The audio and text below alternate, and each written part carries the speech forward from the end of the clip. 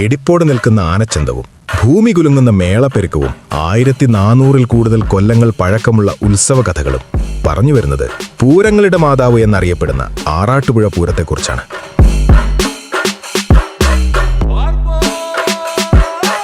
തൃശൂർ ജില്ലയിലെ ആറാട്ടുപുഴ ശ്രീശാസ്ത ക്ഷേത്രത്തിൽ വർഷം തോറും നടന്നുവരുന്ന പൂരം കേരളത്തിലെ ഏറ്റവും പഴക്കം ചെന്ന പൂരമാണ്.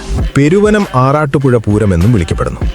ആറാട്ടുപുഴ പൂരത്തിന് തൊട്ടു മുൻപ് നടക്കുന്ന പെരുവനം പൂരവുമായുള്ള ബന്ധമാണ് ഇതിന് കാരണം. നിലവിൽ 23 ക്ഷേത്രങ്ങളാണ് പങ്കെടുക്കുന്നതെങ്കിലും 108 ക്ഷേത്രങ്ങൾ വരെ ഉത്സവത്തിൽ പങ്കെടുത്തിരുന്ന ഒരു ചരിത്രം ഈ പൂരത്തിനുണ്ട്. ആറാട്ടുപുഴ പൂരത്തിന്റെ വെളിച്ചെണ്ണയുണ്ടെങ്കിൽ 100 തൃശൂർ പൂരം നടത്താം എന്ന ഒരു ചൊല്ല് തന്നെ ജനങ്ങൾക്കിടയിലുണ്ടായിരുന്നു.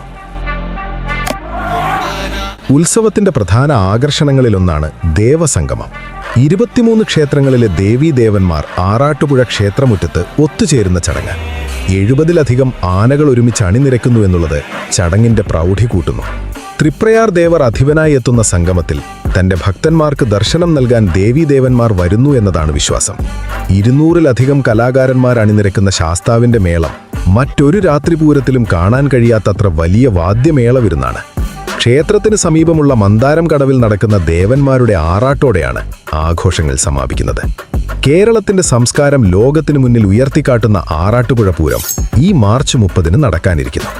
പരമ്പരാഗതമായ പൂരനടത്തിപ്പുകൾ കണ്ടും കേട്ടും ആസ്വദിക്കാൻ നമുക്കേവർക്കും ഈ പൂരം നാളിൽ ആറാട്ടുപുഴയിൽ ഒത്തുചേരാം.